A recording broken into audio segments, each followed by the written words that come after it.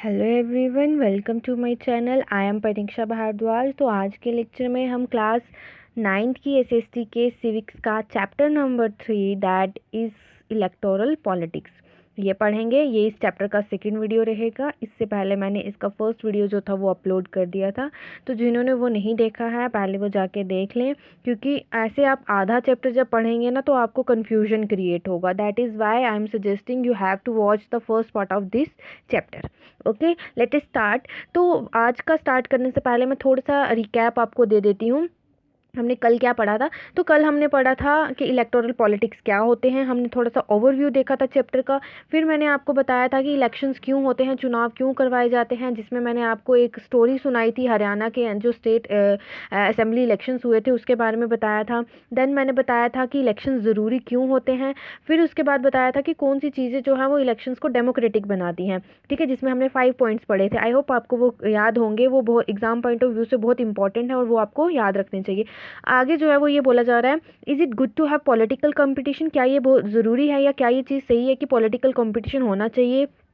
तो हाँ, ये ज़रूरी है, पॉलिटिकल कंपटीशन होना चाहिए, क्योंकि अगर कंपटीशन नहीं होगा तो एक ही सरकार बार बार आती जाएगी, बातें आती जाएगी, और लोग जो हैं वो उनको बहुत सारी चेंजेस जो हैं वो देखने को नहीं मिलेंगी। That is Y political competition necessary है। अगर आप अपनी लोकेलिटी की बात करें, ठीक है, सपोज एक एग्जांपल दे रही हूँ आपको, लोकेलिटी की बात करें, अपने एरिया की बात करें, तो आपके एरिया के अंदर बहुत सारी शॉप्स होंगी। वो बहुत सारी शॉप्स जो है ना, बहुत सारी शॉप्स इन द सेंस कि उसमें 4-5 शॉप्स जो होंगी वो करियाने की होंगी, 4-5 कपड़ों की होंगी, 4-5 जूतों की होगी। ठीक है, इस तरह से आपकी शॉप्स होंगी। तो जो करियाना की शॉप्स होंगी ना, जो 4 शॉप्स होंगी उनके आपस में कंपटीशन चल रहा होगा। एक बोलेगी कि भाई मेरे पास लोग ज़्यादा हैं, दूसरा बोलेगा कि मेरे पास ज़्यादा है, तीसरा बोलेगा मेरे पास ज़्यादा है।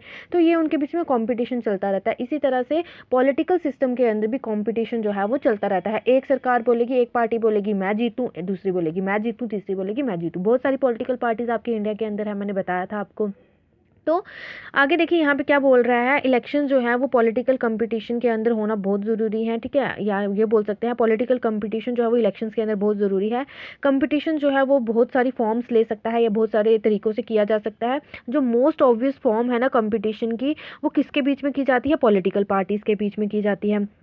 At the constituency level, constituency जो है ये एक जियोग्राफिकल एरिया होता है जिसके अंदर से रिप्रेजेंटेटिव चूज़ किए जाते हैं ताकि वो लेजिस्लेटिव बॉडीज़ में भेजे जा सके या हमारे लिए लॉ बना सके। दैट मीन्स कि अगर हम JNK की बात कर रहे हैं, ठीक है, ये आपका क्या है, JNK है। यहाँ पे ये आपकी डिफरेंट कॉन्स्टिट्यूंसीज बना Dighi.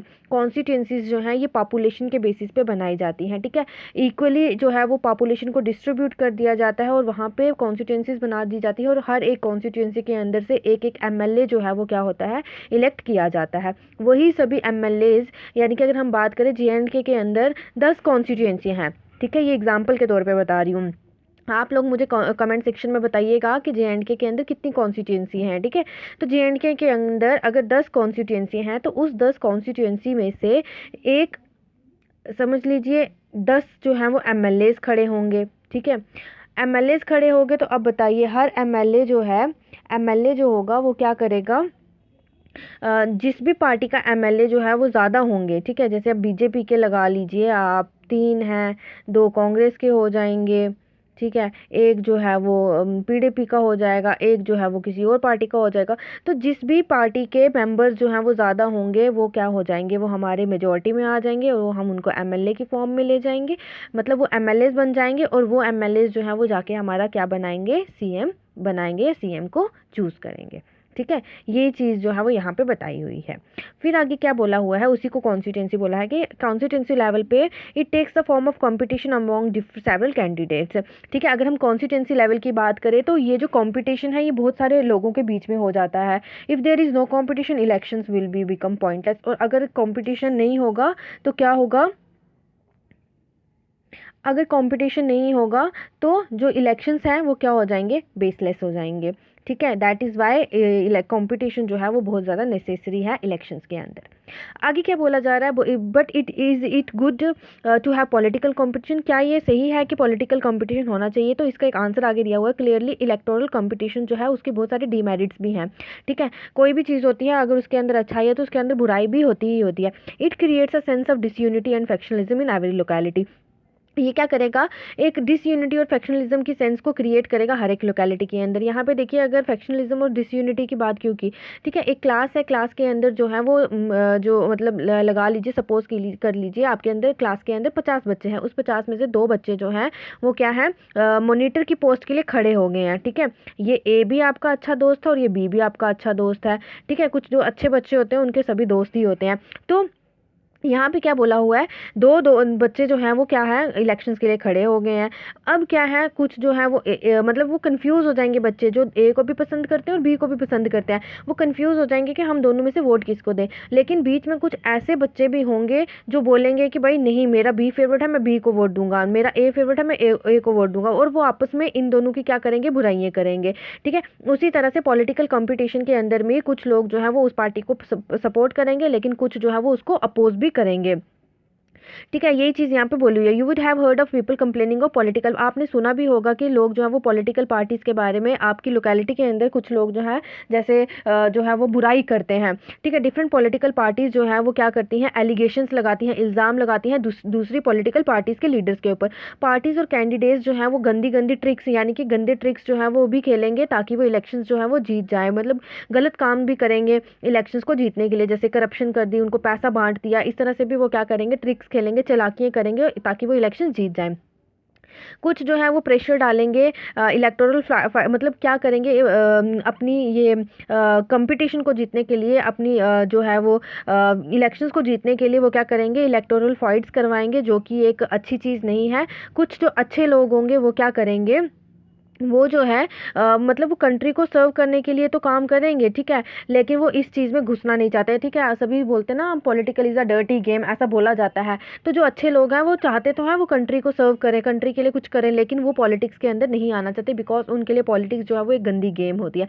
They do not like the idea being direct into unhealthy competition, और वो जो है वो इस चीज़ को पसंद नहीं करेंगे कि वो एक अनहेल्थी कंपटीशन के अंदर जो है अपने आप को घसीटें। हमारे जो कॉन्स्टिट्यूशन मेकर्स थे ना, जिन्होंने हमारा कॉन्स्टिट्यूशन जो था वो बनाया था, वो इस चीज़ से उनको उनको पता था कि ये सारी प्रॉब्लम जो है वो आएंगी। Yet they opted to free competition in elections as the way to select our future leaders, लेकिन फिर भी उन्होंने जो था वो फ्री कंपटीशन जो था इसको चुना ताकि हम अपने आने वाले फ्यूचर लीडर को क्या कर सकेंगे, चुन सकेंगे। उन्होंने ये इसलिए ऐसा किया क्योंकि एक गवर्नमेंट को रन करने के लिए सिस्टम का होना बहुत ज़रूरी है, एक अच्छे सिस्टम का होना बहुत ज़रूरी है। और एक आइडल वर्ल्ड की अगर हम बात करें तो जितने भी पॉलिटिकल लीडर्स हैं वो ये जानते हैं कि मतलब देखिए, कुछ लोग जो है वो यहाँ पे पावर के लिए आते हैं, लेकिन वो चाहे यहाँ पावर के लिए आए हैं, कंट्री को सर्व करने के लिए नहीं आए, फिर भी उन्हें जो है वो लोगों के लिए काम करना ही पड़ता है, क्योंकि नेक्स्ट टाइम जब उनको फिर से इलेक्शंस कंडक्ट होंगे तो उनको जीतने के लिए इस बार लोगों के लिए, पहली बार लोगों के लिए काम करना ही पड़ेगा। पॉलिटिकल लीडर जो जितने भी हैं हमारे वर्ल्ड के अंदर, जैसे प्रोफेशनल्स हो गए, वो मोटिवेट करते हैं अपने पॉलिटिकल करियर्स को, मतलब उनसे जो है वो बहुत ज़्यादा जो है वो प्रेरित होते हैं। उनकी डिज़ायर जो है वो ये है कि वो लोगों की, कुछ जो है वो ये बोलेंगे कि हम लोगों की जो डिमांड्स है पूरी करेंगे, लेकिन कुछ जो है वो सिर्फ ऐसे ही फॉर्मेलिटी के लिए जो है वो पॉलिटिक्स ज्वाइन करते हैं। They want to remain in power और get power and position for themselves, और वो क्या करते हैं, वही चीज़ मैंने आपको बोली कि वो कुछ ऐसे हैं कि वो सिर्फ पावर जो है उसको पाना चाहते हैं, अपनी पोजीशन जो है वो पाना चाहते हैं अपने लिए। They wish to serve the people as well, but it is risky to depend entirely on their sense of duties, वो लोगों की मर्ज़ी के लिए जो है, या लोगों की मर्ज़ी से जो है उनको सर्व करना चाहते हैं, लेकिन वो ऐसा नहीं कर सकते बिकॉज ऑफ देयर ड्यूटी की वजह से, ठीक है। Beside even when they wish to serve the people, they may not know what is required to do so, और their ideas may not match what the people really want. जब वो ऐसा करेंगे तो उनको नहीं पता है कि जो लोग हैं वो क्या चाहते हैं, और लोग जो है वो उनको मतलब उनके आइडियाज़ जो है, यानी कि एक रिप्रेजेंटेटिव के और पीपल्स के आइडियाज़ जो है वो मैच नहीं कर रहे होते। और इस डील से रियल लाइफ सिचुएशन के अंदर कैसे, मतलब इस रियल लाइफ सिचुएशन से कैसे डील किया जाता है, एक तरीका जो है वो ये है कि one way is to try and improve the knowledge and character of political leaders के नॉलेज और कैरेक्टर को इम्प्रूव किया जाए। दूसरी तरह जो है वो क्या है, इस तरह से पॉलिटिकल सिस्टम जो है वो सेटअप किया जाए जहाँ पे पॉलिटिकल लीडर्स जो हैं उनको रिवॉर्ड दिया जाए लोगों को सर्व करने के लिए, और अगर वो सर्व नहीं कर रहे हैं तो उनको पनिशमेंट देनी चाहिए, ठीक है। दैट मीन्स के दो तरीके उन्होंने बताए। उन्होंने बोला कि आप उनका कैरेक्टर जो है, आप उनका जो नॉलेज है उसको इम्प्रूव करें पॉलिटिकल लीडर्स की, और दूसरी तरीका जो उन्होंने बोला, उन्होंने ये बोला कि आप उनके लिए इनाम रखें, उन पॉलिटिकल लीडर्स के लिए इनाम रखें जो क्या करते हैं, लोगों को सर्व कर रहे हैं, लोगों के लिए जो है वो काम कर रहे हैं। है, और जो नहीं काम कर रहे हैं तो उनको जो है वो सज़ा दी जाए, पनिशमेंट रिवार्ड के तौर पे उनको सज़ा दी जाए। सिंपल आंसर इज़, जो इसका आसान जवाब जो है वो ये है कि पीपल। ये करेगा कौन? ठीक है, ये रिवार्ड और ये पनिशमेंट जो है ये कौन देगा, इसके बारे में कौन डिसाइड करेगा? और इसका जो सिंपल आंसर है वो है लोग। लोग जो हैं वो क्या करेंगे, जब उनको लगेगा कि हाँ ये वाली पार्टी हमारे लिए अच्छा काम कर रही है, तो वो क्या करेंगे, उसको अगली बार फिर से जो है वो वोट देंगे। लेकिन जब उनको लगेगा कि नहीं ये वाली पार्टी जो है ये हमारे लिए अच्छा काम नहीं करेगी, कर रही है या कर सकती है, तो वो क्या करेंगे, अगली बार उसको वोट नहीं देंगे, जिसकी वजह से वो पार्टी जो है वो हार जाएगी। ठीक है, रेगुलर इलेक्टोरल कंपटीशन जो है वो प्रोवाइड करता है incentive to political parties and leaders. Incentive यहाँ पे क्या हो जाएगा, देखिए रेगुलर इलेक्शंस, यानी कि दैट मीन्स हर 5 साल के बाद जो है वो इलेक्शंस किए जाएंगे। जो पार्टी अच्छा काम करेगी तो उसको जो है वो रिवॉर्ड दिया जाएगा। दैट मीन्स के उसके साथ उसको अगली बार फिर से जो है वो वोट दिए जाएंगे, जिसकी वजह से वो क्या करेगी, फिर से इलेक्शंस में आएगी और फिर से जीतेगी। ठीक है, लेकिन जो अच्छा काम नहीं करेगी तो उसके जो है इंसेंटिव के तौर पे क्या दिया जाएगा, पनिशमेंट। उनको पनिशमेंट क्या, ये नहीं कि हम उनको मारने पीटने लगेंगे, उनको पनिशमेंट जो है वो इस तरीके से दी जाएगी कि वो जो है वो मतलब अगली बार सरकार नहीं बना पाएंगे, वो जीत नहीं पाएंगे। ठीक है, they know that if there is issues that people want to be raise. उनको पता है कि हमें वो इशूज़ जो हैं, वो प्रॉब्लम जो है लोगों के सामने लानी पड़ेगी जो वो हमें बता रहे हैं, तभी उनसे उनकी पॉपुलैरिटी बनेगी और उनके जीतने के चांसेस जो है वो ज़्यादा बनेंगे नेक्स्ट इलेक्शंस में। लेकिन अगर वो ऐसा करने में फेल हो जाते हैं तो वो अगले इलेक्शंस में या नेक्स्ट इलेक्शंस में नहीं जीत पाएंगे। फिर आगे क्या बोला हुआ है, so if a political party is motivated only by desire to be in power even then it will be force to serve the people. अगर एक पॉलिटिकल पार्टी जो है वो पावर में रहना चाहती है, ठीक है, उसको ना चाहकर भी लोगों की चीज़ें जो है लोगों के को सर्व करना ही पड़ेगा, चाहे वो मर्जी से करे चाहे वो फोर्सफुली करे। ठीक है, यही जो है ये एक मार्केट वर्क्स की तरह हो जाता है। यानी कि यहाँ पे इन्होंने कंपेयर किया, जिस तरीके से एक शॉपकीपर जो है वो सिर्फ चाहेगा कि मतलब एक शॉपकीपर जो दुकानदार है वो चाहता है कि उसको प्रॉफिट मिलता रहे।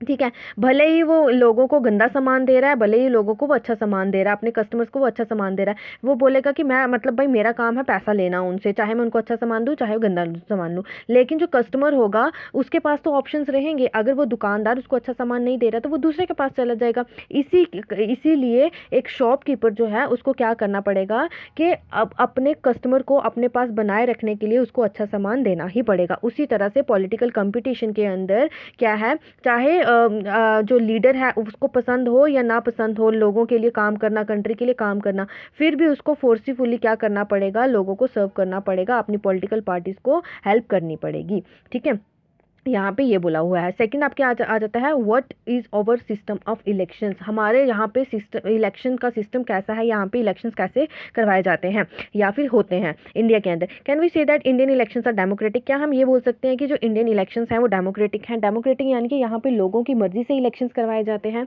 तो इस क्वेश्चन का आंसर देने के लिए हमें देखना पड़ेगा कि इंडिया के अंदर इलेक्शंस जो है वो कैसे करवाए जाते हैं। ठीक है, जैसे इन्होंने बात की लोकसभा एंड विधानसभा। ठीक है, जैसे मैं यहाँ पे बता दूँ, लोकसभा जो है ये सेंट्रल लेवल पे आ जाती है, ये पार्लियामेंट के अंदर आती है, और विधानसभा जो है ये आपकी स्टेट लेवल पे आ जाती है, जिसको आप स्टेट लेजिस्लेटिव असेंबली भी बोलते हो। ठीक है, देखिए यहाँ पे सबसे पहले आपके नीचे जो आता है वो आ जाती है पंचायत एंड म्यूनसिपैलिटीज़। फिर इसके ऊपर जो है वो आ जाती है आपके स्टेट इलेक्शन, जिसमें आपके विधानसभा, MLAs वगैरह जो है, CM जो है वो आ जाते हैं।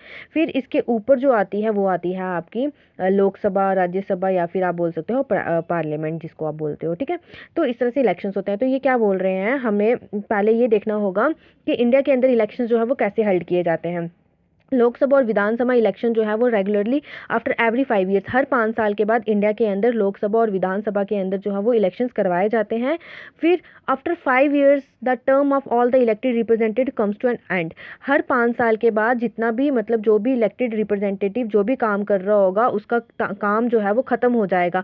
लोकसभा और विधानसभा जो है वो डिसॉल्व हो जाएगी। डिसॉल्व होने का मतलब क्या है, हर 5 साल के बाद इंडिया के अंदर हर 5 साल के बाद इलेक्शंस जो है वो होते हैं। ठीक है, 5 साल के बाद जो सरकार फिर जीत के आती है वो जो है वो फोर्स में आ जाती है। तो यहाँ पे यही बोला हुआ है कि 5 साल के बाद सरकार डिसॉल्व हो जाएगी, फिर से इलेक्शंस होंगे और नए मेंबर जो रिप्रेजेंटेटिव हैं वो हमें सामने देखने को मिलेंगे।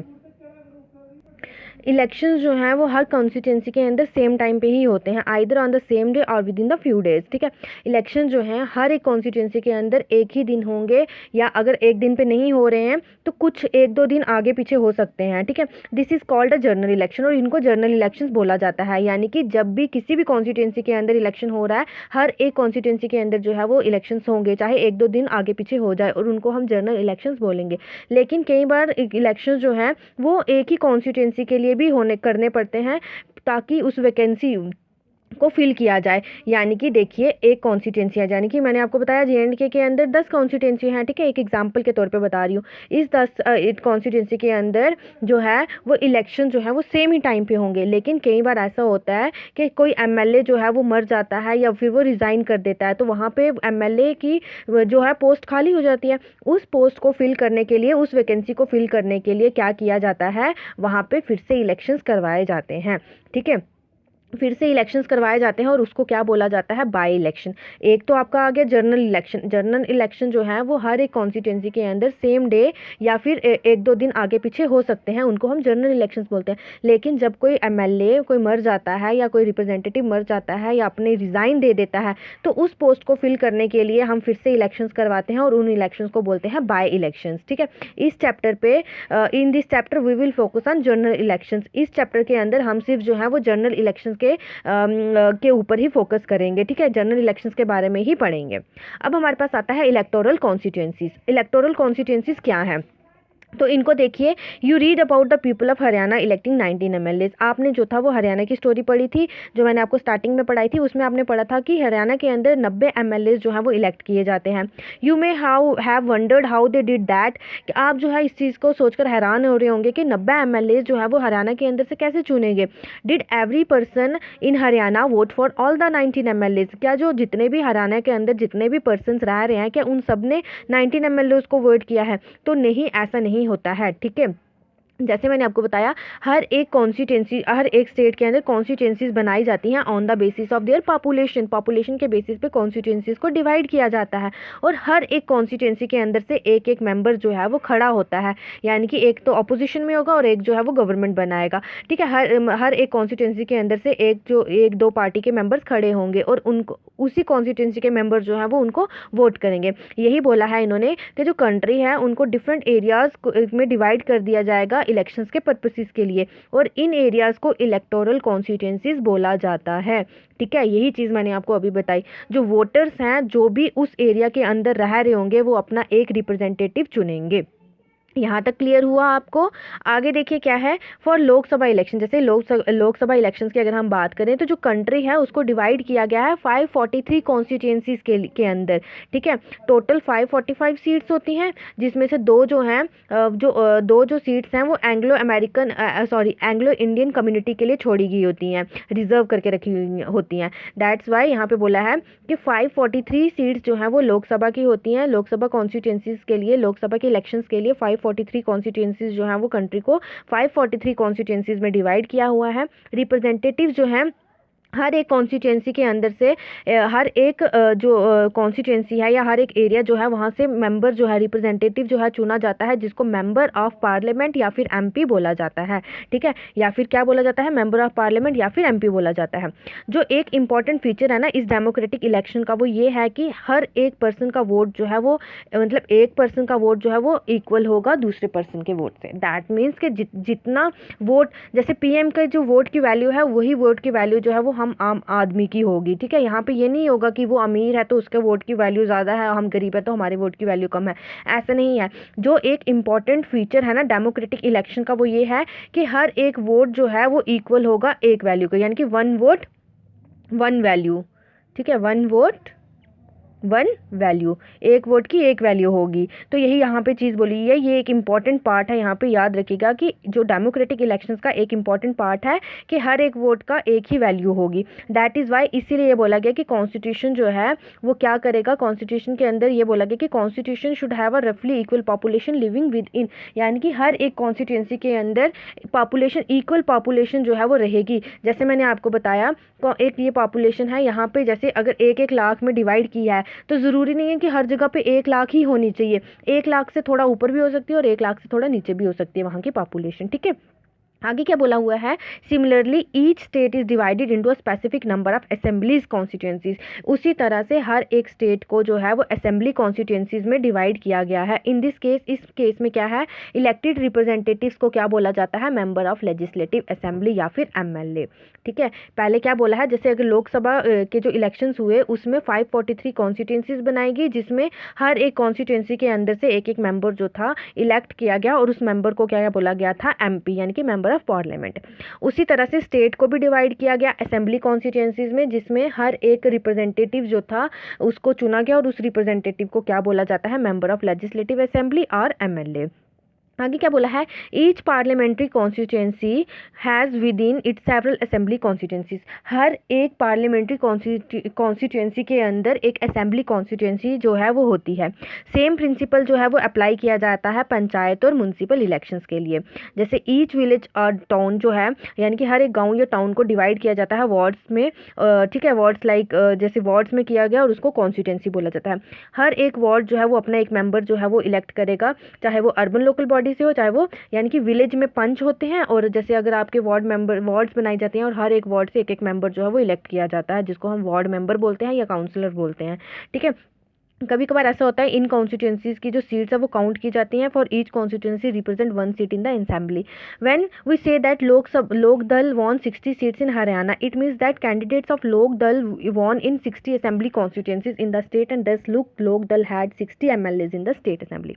यहाँ पे क्या बोला जा रहा है कि अगर हम, जैसे मैंने आपको हरियाणा के बारे में बताया था कि उन्होंने 76 सीटें जो थी 1987 में जो इलेक्शंस हुए थे हरियाणा के अंदर, ठीक है, 1987 में हरियाणा के अंदर इलेक्शंस हुए थे, जिसमें क्या हुआ था, 76 सीटें जो थी वो लोकदल पार्टी ने ली थी, जिसमें से सिर्फ अकेले 60 सीटें जो थी वो लोकदल पार्टी ने ली थी, और 16 सीटें जो थी वो इनके अलाइज ने ली थी, यानी कि इनके साथियों ने ली थी। ठीक है, तो यहाँ पे वही बोला हुआ है कि जैसे अगर यहाँ पे एग्जांपल दी है कि अगर जो कैंडिडेट्स थे लोकसभा के, ठीक है, हरियाणा के अंदर 60 सीटें जो थी वो लोकदल ने ली थी, इसका ये मतलब था कि लोकदल ने हर एक कॉन्स्टिट्यूंसी के अंदर से 60 एमएलए जो थे वो खड़े हुए थे। ठीक है, स्टेट के अंदर, हरियाणा स्टेट के अंदर 60 एमएलए थे, और वो 60 एमएलए जो थे वो स्टेट असेंबली के एमएलए को रिप्रेजेंट कर रहे थे। ठीक है, 60 बंदे जो थे वो एमएलए बने कहाँ, हरियाणा स्टेट से। ये आगे कुछ मैप बताया हुआ है यहाँ पे आपको, ठीक है, ये देख लीजिएगा थोड़ा। आगे देखिए क्या है, रिजर्व्ड कॉन्स्टिट्यूंसीज। पहले हमने पढ़ा इलेक्टोरल कॉन्स्टिट्यूंसीज, अब आता है रिजर्व्ड कॉन्स्टिट्यूंसीज। अब क्या है, हमारा कॉन्स्टिट्यूशन जो है वो इंटाइटल करता है एवरी सिटीजन को कि वो अपना रिप्रेजेंटेटिव जो है वो चुन सके, या चुन सकती है या चुन सकता है, और उसको एज अ रिप्रेजेंटेटिव जो है वो इलेक्ट कर सकता है। कॉन्स्टिट्यूशन मेकर जो थे वो इस चीज़ को लेके बहुत ही परेशान थे कि कैसे एक ओपन इलेक्टोरल कंपटीशन जो है वो करवाया जाए, जहाँ पे वीकर सेक्शन जो है, दैट मीन्स कि देखिए जो एक ओपन इलेक्टोरल कंपटीशन बोला गया है, तो पहले समय पे क्या हो रहा था कि वीकर सेक्शंस थी कुछ, ठीक है, जैसे एससीज जिनको बोला जाता है, जिनको एसटी या ओबीसी बोला जाता है, इनको दबा दिया जाता था। तो जो वर्क मेकर्स थे ना, जिन्होंने कॉन्स्टिट्यूशन को बनाया, तो वो ये बहुत सोच के परेशान हो रहे थे कि जो ओपन इलेक्टोरल कंपटीशन है उसकी वजह से जो वीकर सेक्शन जो है वो स्टैंड नहीं ले पाएगी, उनको चांस नहीं मिल पाएगा कि वो लोकसभा के अंदर जो है वो इलेक्ट हों, या फिर स्टेट लेजिस्लेटिव असेंबलीज के अंदर जो है वो खड़ी हो सकें, या चुनाव के लिए खड़े हो सकें। They may not have the required resources, because उनके पास ना ही इतने रिसोर्सेज होंगे, ना ही उनके पास इतनी एजुकेशन होगी, ना ही उनके पास इतना पैसा होगा कि वो इलेक्शंस को करवा सकें या इलेक्शंस को जीत सके दूसरों के मुकाबले। ठीक है, those who are influential and resourceful, यानी कि वो लोग जिनके पास बहुत सारा पैसा है या जिनके पास बहुत सारे रिसोर्सेज हैं, वो क्या करेंगे, जीत जाएंगे इलेक्शंस को as compare to weaker sections. If that happens, अगर ऐसा होगा तो हमारी असेंबलीज और पार्लियामेंट जो है वो उन वीकर सेक्शन के लोगों की आवाज़ को नहीं सुन पाएगी, जिस वजह से डेमोक्रेसी जो है वो बहुत कम और बहुत कम लोगों को जो है वो रिप्रेजेंट कर पाएगी, यानी कि एक बहुत बड़ा जो नंबर होगा वीकर सेक्शंस का वो सामने नहीं आ पाएगा। ठीक है, ना ही वो किसी को पता चल पाएगा। इसीलिए जो मेकर्स थे हमारे कॉन्स्टिट्यूशन ने, उन्होंने एक स्पेशल सिस्टम जो था उसके बारे में सोचा, जिसको नाम दिया गया रिजर्व्ड कॉन्स्टिट्यूंसी। और ये जो रिजर्व्ड कॉन्स्टिट्यूंसी सिस्टम था ये वीकर सेक्शन के लिए बनाया गया। कुछ कॉन्स्टिट्यूंसीज जो हैं वो क्या करती हैं, उन्होंने कुछ सीट्स जो है वो रिजर्व करके रखी हैं, जो पीपल्स जो एससी यानी कि शेड्यूल कास्ट या फिर शेड्यूल ट्राइब से बिलोंग करते थे उनके लिए जो है सीट्स रिजर्व करके रखी हुई हैं। अगर हम एससी रिजर्व्ड कॉन्स्टिट्यूंसी की बात करें तो वो लोग सिर्फ जो एससी कैटेगरी से बिलोंग करते हैं वही लोग जो हैं वो क्या कर सकते हैं, इलेक्शंस के लिए खड़े हो सकते हैं। दैट मीन्स कि अगर 100 सीटें हैं, ठीक है, 100 सीटों में से जो है 17 सीटें जो हैं, 17 सीटें जो हैं वो दे दी हैं किसको, एससीज को, ठीक है। उसके बाद जो है 15 सीटें जो हैं वो दे दी हैं एसटीज को, ठीक है। उसके बाद जितनी भी रह गई पीछे वो सीटें जो है वो किसकी आ जाएंगी, जर्नल की। अब ये जो 17 और 15 सीटें हैं ना, ठीक है, ये जो 17 सीटें जो हैं एससीज की, इसमें सिर्फ एससी कैटेगरी का बंदा ही खड़ा हो सकता है, और ये जो 15 सीटें एसटीज की हैं और इसमें सिर्फ एसटी कैटेगरी का बंदा ही खड़ा हो सकता है, और जो बाकी के पीछे रह गए वो उसमें कोई भी कैटेगरी का बंदा खड़ा हो सकता है, ठीक है। लेकिन ये जो रिजर्व्ड कैटेगरी की सीट्स हैं इसमें जो है वो सिर्फ एससीज और एसटीज ही खड़े हो सकते हैं इलेक्शंस के लिए। सिमिलरली जो शेड्यूल ट्राइब से बिलोंग करते हैं और वो क्या करेंगे, उनके लिए जितनी भी कॉन्स्टिट्यूंसीज के अंदर सीट्स रिजर्व्ड होंगी वो उनके अंदर खड़े होंगे। करंटली अगर हम अभी की बात करें, लोकसभा की अगर हम बात करें, 84 सीट्स जो है वो रिजर्व है शेड्यूल कास्ट के लिए, और 47 सीट्स जो है वो शेड्यूल ट्राइब्स के लिए क्या है, रिजर्व्ड हैं। और ये कब का सेंसस बताया हुआ है इन्होंने, 26 जनवरी 2019 का सेंसस इन्होंने बताया हुआ है। ये जो नंबर है ये किसके है, टोटल पॉपुलेशन के प्रोपोर्शन में किया हुआ है, बांटा हुआ है, यानी कि जितनी भी टोटल पॉपुलेशन है उसके बेसिस पे इसको डिवाइड किया हुआ है। 10 जो रिजर्व सीट्स हैं एससीज और एसटीज की, वो क्या है, उनकी लेजिटिमेट जो है वो कोई और दूसरा ग्रुप नहीं ले सकता है, यानी कि अब उनको कोई भी दबा नहीं पाएगा यहाँ पे, ठीक है। वो भी जो है वो अपने लिए इलेक्शन जो है वो कंटेस्ट करवा सकते हैं, हेल्ड कर सकते हैं इलेक्शंस, और वहाँ पे अपनी आवाज़ जो है उठा सकते हैं। ये जो सिस्टम है ना रिजर्वेशन का, इसको बाद में बढ़ा दिया गया सो दैट के जो वीकर सेक्शंस जो हैं डिस्ट्रिक्ट और लोकल लेवल पे वो भी क्या कर सके, पार्टिसिपेट कर सके। बहुत सारी स्टेट्स जो हैं उन्होंने क्या किया है, इन रूरल एंड अर्बन म्यूनसिपैलिटीज़ और कॉरपोरेशंस के अंदर जो है उनके लिए सीट्स जो हैं वो रिजर्व करके रखी हुई हैं, ठीक है। यहाँ पे क्या बोला हुआ है, बहुत सारी स्टेट्स के अंदर जो सीट्स हैं किसकी, रूरल की और अर्बन की, यानी कि पंचायत की और म्यूनसिपैलिटीज़ की, उनको क्या किया हुआ है, local bodies are now reserve for other backward, और वहाँ पे उन्होंने अदर बैकवर्ड क्लासेस के लिए भी सीट्स को रिजर्व करके रखा हुआ है, उसी तरह से जिस तरह से एससीज और एसटीज़ के लिए रखा हुआ है। जो प्रोपोर्शन है इन सीट्स का वो रिजर्व करता है स्टेट टू स्टेट, यानी कि किसी स्टेट में अगर 12 हैं, तो मतलब जैसे अगर हम जेएंडके की बात करें तो यहाँ पे अगर 12 हैं तो पंजाब के अंदर 10 हो सकती हैं, किसी कोई और स्टेट की अगर हम बात करें तो वहाँ 15 हो सकते हैं। इस तरह से इनकी जो ये वैरी करता है, नंबर जो है वो वैरी करता है, ठीक है। Similarly 1/3 of the seats are reserved in rural and urban local bodies for women candidates. उसी तरह से वुमेन्स के लिए 1/3, यानी कि अगर हम 100 सीटें हैं तो इस 100 सीटों में से 33 सीट्स जो हैं अर्बन और लोकल की बात कर रही हूँ, ठीक है, अर्बन और लोकल की बात कर रही हूँ, तो इनका 100 अगर सीटें हैं, उस 100 सीट्स में से 33 सीटें जो है वो वुमेन्स के लिए रिजर्व करके रखी हुई हैं, जिसमें वुमेन सिर्फ पार्टिसिपेट करती हैं। अगर वुमेन पार्टिसिपेट नहीं करेंगी तो वो सीटें जो है वो खाली रहेंगी, ठीक है। यहाँ तक क्लियर हुआ। अब आगे देखिए वोटर्स लिस्ट। वोटर्स लिस्ट में क्या है, एक कॉन्स्टिट्यूंसी जो है वो डिसाइड करती है, the next step is to decide who can and who can not vote. ये कॉन्स्टिट्यूंसी जो है वो ये डिसाइड करती है कि कौन वोट दे सकता है एंड कौन नहीं दे सकता। ये जो डिसीजन है ये किसी के ऊपर नहीं छोड़ा हुआ है टिल आज की डेट पे। दैट मीन्स कि डेमोक्रेटिक इलेक्शन जो है वो क्या करता है, एक लिस्ट प्रिपेयर करता है जिसमें ये बताया जाता है कि कौन जो है वो एलिजिबल है इलेक्शंस के लिए और कौन जो है वो एलिजिबल नहीं है। ये जो लिस्ट है वो इस लिस्ट को ऑफिशियली क्या बोला जाता है, इलेक्टोरल रोल, ठीक है, इसको क्या बोला जाता है, इलेक्टोरल रोल, और इसको ऐसे जो है वो वोटर लिस्ट के नाम से जाना जाता है। ऑफिशियली अगर आप बोलेंगे तो इसको इलेक्टोरल रोल के नाम से जाना जाता है, और अगर ऐसे ही कॉमनली इसको समझा जाए या कॉमनली जो लोग इसको बुलाते हैं वो बोलते हैं वोटर लिस्ट। एक इंपॉर्टेंट स्टेप जो है वो इसका वो ये है कि इसके अंदर जो पहली कंडीशन वो रहती है डेमोक्रेटिक इलेक्शंस की। दैट मीन्स कि हर एक बंदे को इक्वल अपॉर्चुनिटी मिलती है कि वो अपना रिप्रेजेंटेटिव चूज़ कर सके, ठीक है। जिसको वो वोट देना चाहता है उसको वो वोट दे सकता है।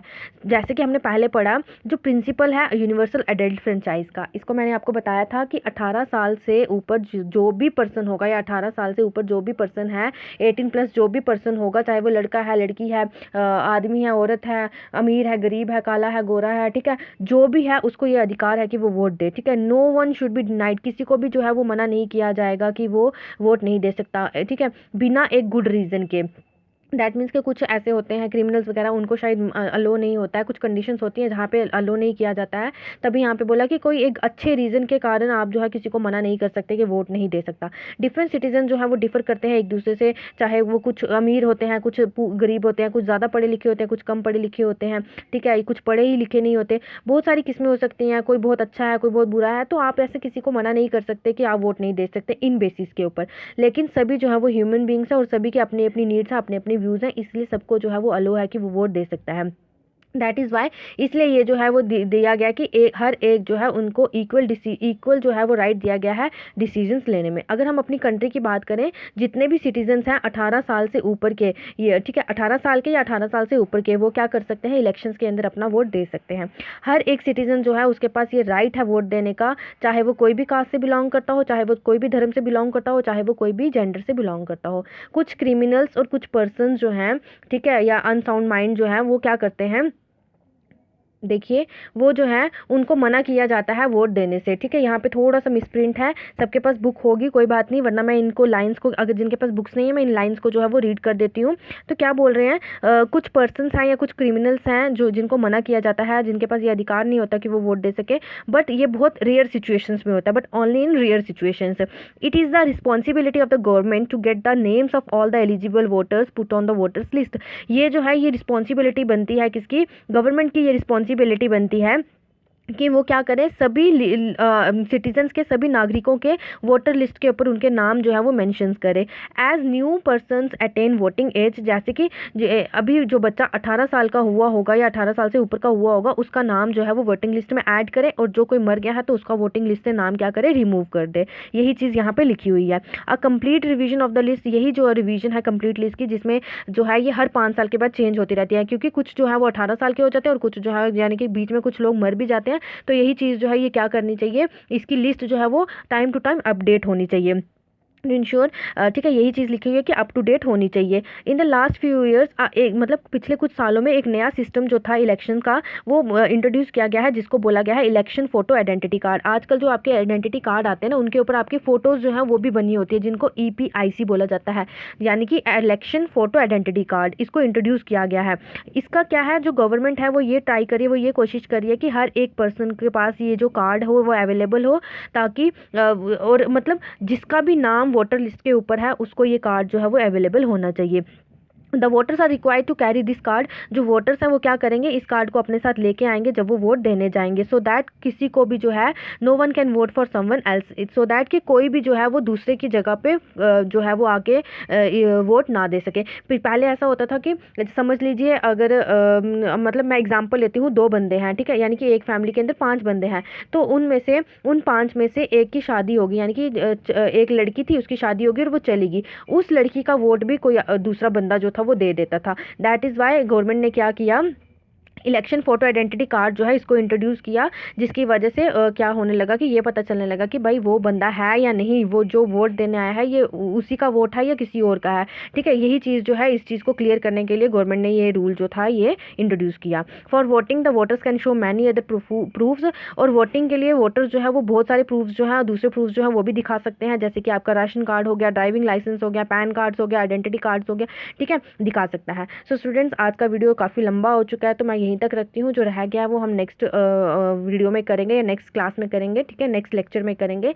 और अगर आपको आज का वीडियो पसंद आया है, आप इसे लाइक ज़रूर करिए, अपने फ्रेंड्स के साथ ज़रूर शेयर करिएगा और चैनल को सब्सक्राइब करना ना भूलिएगा। Thank you and have a wonderful day.